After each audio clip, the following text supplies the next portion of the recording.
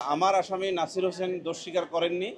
Mister Jahangir Alam ওনার আসামি তামিমা তিনিও দোষ স্বীকার করেননি। তারা নির্দোষ দাবি করেছেন আদালতে।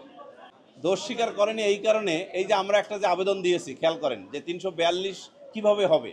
342 ধারা যে বলা হয়েছে যে আসামি পরীক্ষা আসলে জেরা এবং জবানবন্দি এবং জেরা উভয় মিলে আনডিসপিউটেড ফ্যাক্ট নির্ধারণ করে ইনক্লুডিং এভিডেন্স পড়ে শোনানো উচিত এবং পড়ে শোনাতে হয়, এটাই আইনের বিধান।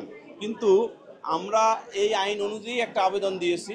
আমরা যেহেতু দেখলাম যে শুধুমাত্র জবানবন্দি পড়ে 342 করা হয়েছে, আপাত দৃষ্টিতে সেটা মনে হয়েছে, জাবেদা কপি পাওয়ার পর সেটা সিদ্ধান্ত নিয়ে ওই 342 বা আসামি পরীক্ষার যে শুধুমাত্র জবানবন্দি অনুসারে করা হয়েছে সেই বিষয়ে পরবর্তী পদক্ষেপ নেব আইন অনুযায়ী। তো পোস্ট অফিসের যিনি ডিজিএম তিনি তার জেরায় স্বীকার করেছেন যে তালাকের নোটিশ যথাযথভাবে পোস্ট অফিসে পোস্ট করা হয়েছে।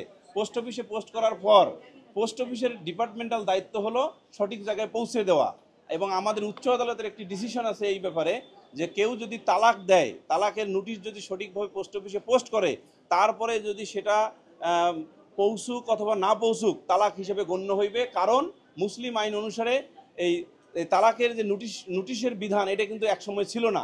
এটা আমাদের দেশে সম্ভবত 74 সালে এটা প্রবর্তন করা হয়েছে। তার উদ্দেশ্য কি? তালাকের উদ্দেশ্য হলো স্বামী স্ত্রী আলাদা থাকবেন। তাহলে যদি দেখা যায় যে তালাক নোটিশ দেওয়ার পর পোস্ট অফিসে ছাড়ার পর কেউ যদি আলাদা থাকে বছরের পর বছর এবং আরেক জায়গায় বিয়ে করে সন্তানাদি হয়, তাহলে সুপ্রিম কোর্টের আপিল বিভাগের উক্ত রায় অনুসারে তালাক সঠিকভাবে জারি হয়েছে বলে আমাদের আর্গুমেন্ট থাকবে।